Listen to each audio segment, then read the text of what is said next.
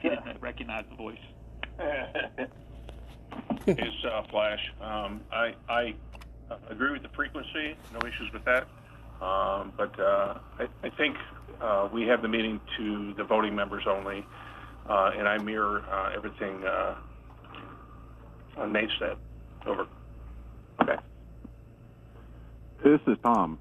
Frequency's fine, but my thought is everybody, all 06s, should be in on it, so we have transparency and we can work across all lines of effort. So Trent, this is Nate again. So maybe the answer is that every other meeting will be just the voting members. Yeah, this was Mark. I was kind of thinking the same thing, because we keep having the meetings with just this group monthly, and then all of a sudden, once or twice a year, we all get together physically in a meeting. It's kind of like, okay, now we got to catch everybody up, or I do remember a period in time where there was a thought among the group that there was a lack of transparency. So maybe, sticking with the monthly, but maybe a quarterly or every other one is more inclusive to the larger group. Over.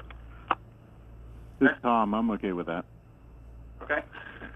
So I will tell you that what we bounced through the last couple of days was right along those lines, which is we will keep it at monthly. It will be for all 06s for 2 months out of the quarter, and then the third one, or we can look at it whichever way of the quarter you want to do it, at the first month of the quarter or last month of the quarter, that it's the ESG voting members only. My preference on that, and this was what I wanted to propose after we talked through it, is that the first 2 months of the quarter be everybody, so that we get the issues on the table from them for those first 2 months. Then on the last one, the last month of the quarter, with that being the ESG voting members only, if there's things that we need to decide based on the input from the previous 2 months, that's our decision spot. So everybody gets a chance to bring up stuff for 2 months and put stuff on the table, and then we get a chance the once a quarter to actually have the voting. Anybody opposed to doing something like that? Hey, Trent, Flash, I think that's perfect. Okay, or Mark? That sounds great. I'm good. All right, Frank? I'm good. Tom? Yep, I'm good. All right, so there's number one down. Sam, how's that? Got it, sir. I've got those notes taken. I'll go ahead and get that written up and distribute for everyone's review and essay to ensure that we all concur. Okay. Next one. All right. The next one comes with seniority, lineal number, or length of time in position. Example there would be, let's just take FRC East. Captain Nieto is now the senior commanding officer representing Fleet Readiness Centers, whereas just previously it was Captain Couch and Captain Jaramillo. However, during the last year, there was direction in stick and rudder. I'm sorry, sir, you were the senior FRCCO, but there was also some direction, some stick and rudder to ensure that Captain Jaramillo also was included, and that his inputs were taken on a number of topics. A lot of them did have to do with BCG and the restructuring of the FRC there, but nonetheless, he was listed as a primary member, and I think some of the confusion there is, are we looking at the senior AMDO in the billet at the time by lineal number or by length of time as a CO in that billet?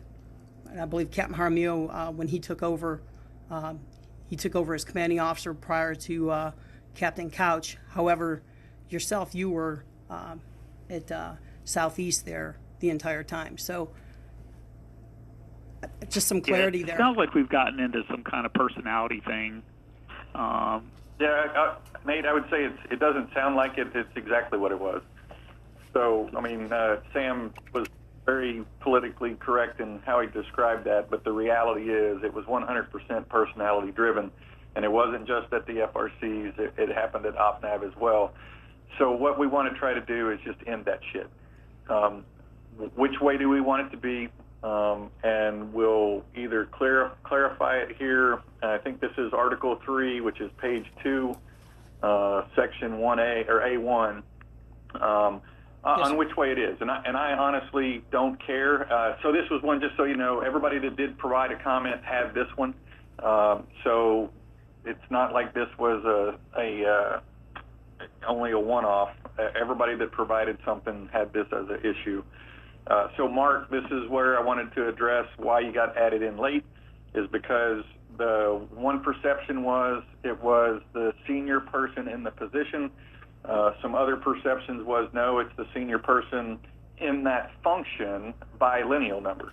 And so let's just get it on the table, decide which way we think it should be, and then not play the game of personality and picking and choosing. There is an actual process for that that's in the bylaws, and if we as a voting member or a voting group and a member has an issue, then there is a way that we can rectify having different membership. But as a standard and as the first going in pass, that's what we want to get settled.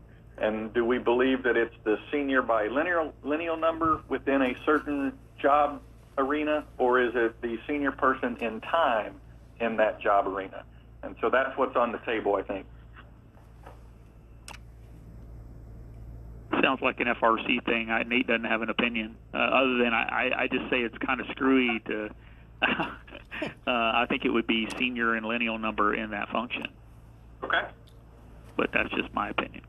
And from the NavAir PM side, there's normally one of us, or like with Flow, there's now two of us, and of course I'm the senior one. It's normally not called into question. Okay. Yeah, but and I get that, and I understand, and Nate, for you, I mean, there's only going to be one person in that arena, but I think we all got to be comfortable in the places where there will be more than one, OpNav and the FRCs, or in the 6.0 organization. Those would be the three major ones. That you guys, you get a say in what version should it be. So we got one that is a senior bilineal number. Thanks. So Tom, I need you to pick one or the other.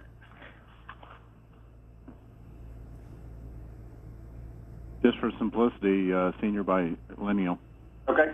All right.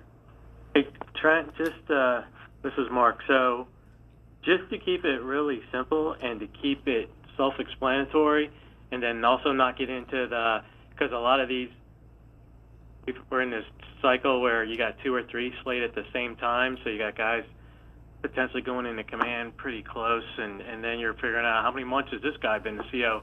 Just go by the lineal number and keep it freaking simple. Over. Copy. Okay. And then Frank. I'm good with lineal. Okay. All right. So I think we've got that one figured out. So we will clean that up language-wise in the current charter, and then that'll be the second one that we send back out to everybody saying, okay, does this sound the way we need it to? Yeah, just make sure you this is Nate, because like I think BH's might be two lineal numbers senior to me or something. So just just make sure you clarify for the single functions it's the CO or the, you know what I'm saying? Yeah. No, got you. Which actually I think that leads in really good to what I think number 3 is, right, Sam? Yes, sir, that's correct. There's the potential for one member to possibly be filling two roles. Example there is, and I provided that document, that Word document, membership roles and alternates. If you look at specifically the assistant chair, in this case, if we go by just looking at the e-directory, Captain Hepstall, XOS CNAT, would fill that role, while at the same time, he is also the alternate to Skipper Schneider. However, when Captain Hepstall fleets up to CO, as CNAT, he'll then fill that role. Captain DeMoss still be the vice. then you have whoever is that comes behind him. Not sure who that is or who that will be, but for right now, you can see the potential of him filling two roles in the event he has to fill in for vice or has to fill in for Captain Schneider at any point. And also, if he were to fleet up to CO and Captain DeMoss was not there, Captain Hepstall would then be the senior AMDO. So I think it's an anomaly. Okay. So I think we're trying to answer to a one-off. So I got it needs to be addressed and figured out, but it's a one-off. Okay. We slate an XO to Bryant, and the odds of them being senior to Bryant are nil. It's never occurred before, where that I know of, not here, where the XO was lineally senior to the CO. Okay. Yeah, and I think the odds of it happening, you're right, are typically going to be pretty small. So it is a one-off. So, and that's why we needed to bring it up, is we can treat it as a one-off and then we deal with it. There's a process for dealing with it. But the question that was on the table that was brought up is, hey, is that what we want to do? Do we want to treat it as a one-off, and if it comes up, then we get together and we follow the process of the charter? Or do we need to put something in place that says, hey, if this happens, here's how we address it? I'm fine with either one. There's already a way to deal with it in the charter. It just gets recognized and brought up by us as the voting members that says, hey, this occurred. Do we want to look at having the members be different and go into the alternate scheme? Or, hey, it is what it is, and that's okay. So that's kind of how it is, the one-offs. I mean, it really is. And do we need to have something in place for all of those? So, can we describe a scenario where it might be a factor? Where it might be a factor. Meaning, how can it arise? I guess I'm kind of confused about what we're trying to solve. Well, the only thing we're trying to solve, I don't know that we're trying to solve anything. The only thing we're trying to look at is there's going to be cases, or there could be cases, where the voting members end up having more folks in a particular grouping than what the charter was intended to do. That's right. all. Meaning Bryant would be double tapped. You'd have two representatives for CNAT if you were to be treated as the in Right. your position. I guess if he had to assume your role. Right, exactly. But again, you're right. I mean, the percentage of that happening is really low, and we recognize it, we be aware of it, and then if we all believe, hey, we got to think through that based on what's being voted on or being represented, then we go through the process in the charter for looking at the next alternate. Or, like I say, do we need to put something in place that says when this occurs, here's the ground rule? It would have happened with us at Southeast, but it didn't because Chuck wasn't a 15-20. Had Chuck been a 15-20 and the same thing happened, I would have been senior to him as the XO, and there could have been a situation where now the CO and the XO would have been both voting members from FRC Southeast. Or, so you're just saying you want to address it specifically in the language and say, in the event where, I guess it's with the loss of you, right, in your position, in your role, right, as the chair, the next senior AMDO fleets into it, and therefore you'd have two voting members of the same arena. right. I mean, I think it's easy enough to just put in there that will not occur, and the next most senior captain will assume that role. Yeah, and that's kind of the simplistic way of doing it, and I agree. But like I say, it's kind of over to you all to decide, is that what you want to do, or do you just want to say, don't worry about putting language in it, but we'll address it through the current process of the charter if it comes up. And I'm happy either way, but it's on the floor for which ways the majority want to go. I know it sounds trivial, But that's the great thing about charters. So my vote would be, since we're modifying the charter to now, fixing administrative things and 1520 versus 1500 and all sorts of stuff, now would be the time, if we're going to insert language, to consider doing it. So my recommendation is put a simple line in there to say, a scenario-driven line in there that says, in the event that a voting member is required to assume the chair role,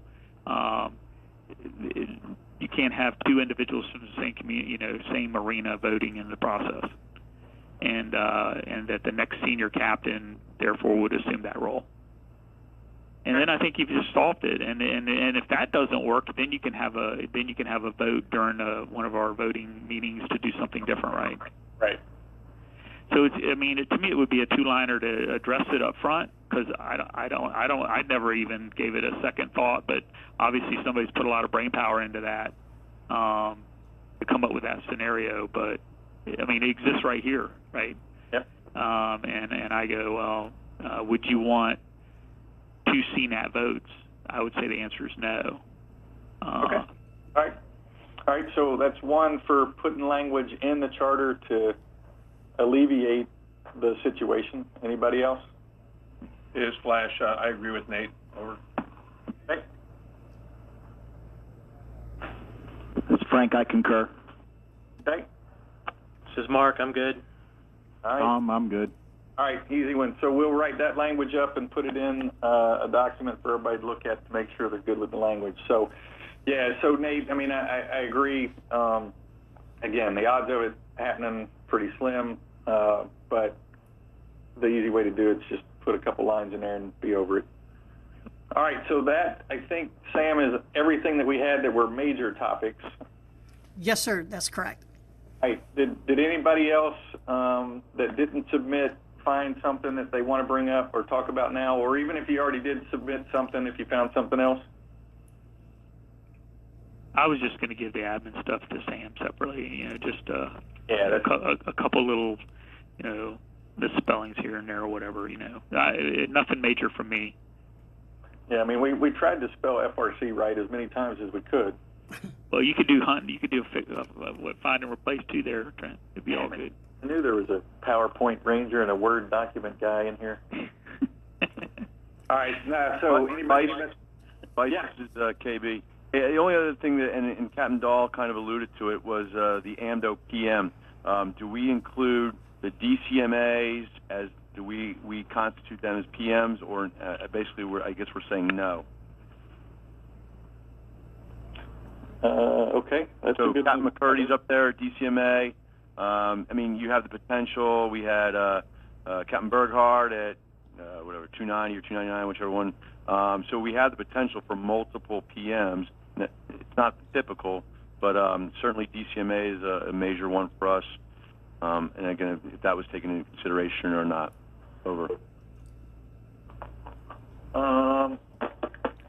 Yeah, I mean, I wasn't around for the building of the charter, so I don't know if that was included in the PM grouping or not. That's a good question. I would think it would be. Yeah, I think it would be, and I think we had in the past. It was McCurdy's predecessor.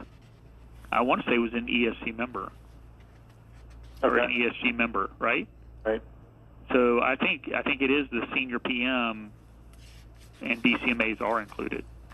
Yeah, so whether it's a NAVAIR or NAVC PM or a DCMA PM, that's all lumped in that. Okay. I believe that's the case. All right. Anybody have exception to that? I think the risk you run there is, then where do you stop? And two, being attuned to aviation issues by being in aviation is kind of I think a key piece. So that's my thoughts. Over. Okay. Anybody else? Yes, Tom. That makes me an alternate. Yeah, I'm sitting here in NAVAIR with all interacting with the FRCs and everybody else, and have the pulse of it. Where at DCMA, they're DoD wide and may not have the pulse of what's going on in naval aviation.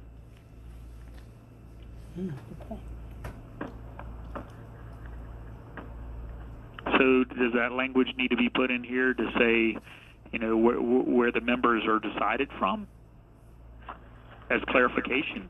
Well, when I read it, I took it as face value that PM's PM. Well, that's what I say. Yeah. So I don't see a reason to put language in there unless we want to make sure that DCMA does not become a primary alternate, which I don't think we need to put that in there either. Because there could be the scenario where nobody 1520 wise or 1500 wise is in program management. And then you'd have to default to DCMA, but it's another one of those things. The ESG core group could make that decision.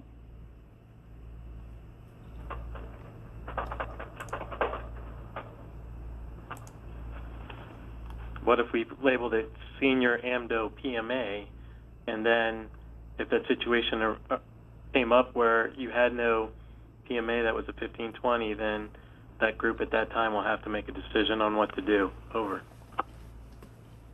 I think that's an easy solution to add an ADA into that. I'm for that. Frank? I concur. Did I miss anybody? No, okay, so that's everybody. All right, that's an easy one. So we'll add that in as number 4, and we'll make sure that everybody sees an A at the end of PM in Article 3. Okay? Anything else? I guess this is administrative, but I'm not sure. My alternate is now Flo. He just took over 266 last month. Yeah. Okay. Yep. Nope. We'll fix that in the little matrix box. Easy. Okay. All right, guys. Anything? It's not really related to this document, but as I was reading this document, kind of triggered something. Are we going to do a 06 AMDO meeting this year? So the Admiral and I were talking about that, and we, to be honest with you, just nailing down time right now is what's been hard. His preference would be yes, that we do one. But I just honestly don't know when it is going to be or how we're going to get it put into the schedule. I'm already out into like end of September on his schedule right now. So if we do it, I would try to add it to something that he would be attending so that we could add either an afternoon or a following morning onto it. But to be honest with you, Mark, I haven't even got that far to figure out how I would do it. So, you know, so that's kind of where it's at. I think the answer is yes, he wants to do one. I'm just still trying to figure out how we would get it into the schedule. Hey, Trent, this is Frank. Can you get it on a front or back end of a face-to-face or the DoD Maintenance Symposium? The Maintenance Symposium probably would be doable. So that would be, I think that's up in December now, if I remember right. So I think it's on the first or second week of December. So I can second week of December, right after our BOG, the first week. Okay, right. So I can look at just kind of getting that as the placeholder for now. That would be a good opportunity. Most of us go to it anyway. There's always some slack time as you get through Wednesday going into Thursday. So I'm perfectly fine with trying to make it at that point because I'm honest. I don't know how I'm going to get it any sooner. Is there potential for a fall face-to-face in PAX? As far as already in line from a ComFRC standpoint? Yeah. Yeah, so, you know, the next one, Mark, is going to be the one in August. We wanted to try to do one in conjunction with the workload planning with the N42 guys. That would need to be by the end of September and definitely before October. So, yes, we could try to do one then. I don't know if they've picked a date from the N42 side yet, so I'll mark that down to go check and see how far along they are in picking a date. And then if those would be kind of the two best options in all honesty, tagging it to a face-to-face or tagging it to the symposium.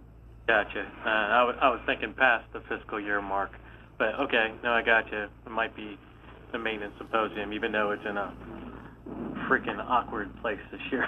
Yeah. So the next face-to-face after the possible September one actually would be December, and the intent there is to tag the ComFRC face-to-face onto the DoD maintenance symposium. So we could add this as either, the afternoon session or the morning session or something like that, and knock it out.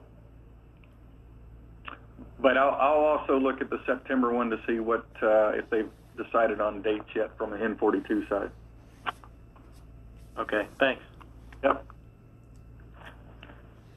Okay, anybody got anything else that we just want to talk about that has nothing to do with charter or? Well, one question, I may be the only one that doesn't know this, but when is the tentative change command date for Admiral Zarkowski? There is not one yet, so nobody knows. Right now, it's somewhere between March of next year and September of next year. Because I was about to say a good time to have a get-together of all the 06s would be following the change of command. Yeah, true, and I agree. But to be honest with you right now, Tom, they haven't even talked to him about what his date's going to be. Roger. Yeah. Okay. Anybody else? Anything else? All right. Hey, we won't belabor it. I do want to thank you guys for taking the time to do this. I know it seems kind of trivial, but the reality is, it's kind of not. The other thing I want to say real quick is, hey, I've got to this job. I've been here about, 3 weeks, maybe going on 4. I've had a lot of great conversations with some of you, and I appreciate that a lot. I don't know if you did those in the past with the Vice here at ComFRC. If you did, good. If you didn't, I value what you've brought to me, both within the aviation maintenance world and then also just to talk about personal stuff and how it relates to what we do and the folks in the community. So I do appreciate it. Anybody that wants to call anytime, you're more than welcome to. I'm not going to, try to reach out to everybody just to shoot the shit about something, but if I got something, I definitely will. But if you do need something, let me know. And as far as the busyness time right now between the NSS implementation and what we're doing with BCG and then the MAO reorg at NAVAIR, I got to say it is pretty busy. And I don't know how all of it's going to flush out yet. We're way behind timelines on this MAO thing.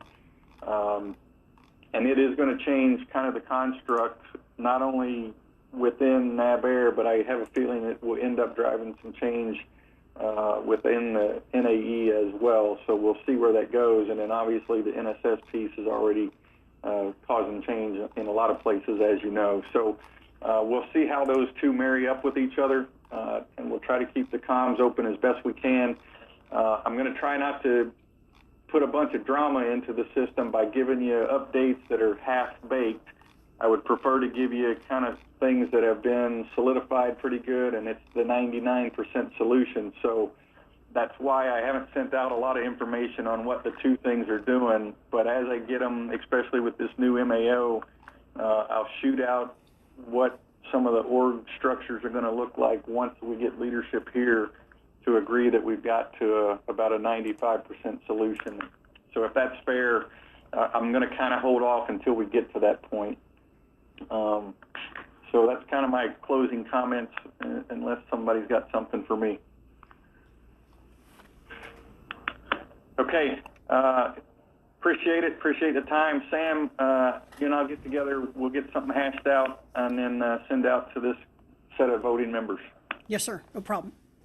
All right. Hey, guys, appreciate it. Have a good weekend. Yeah, thanks, Trent. You too.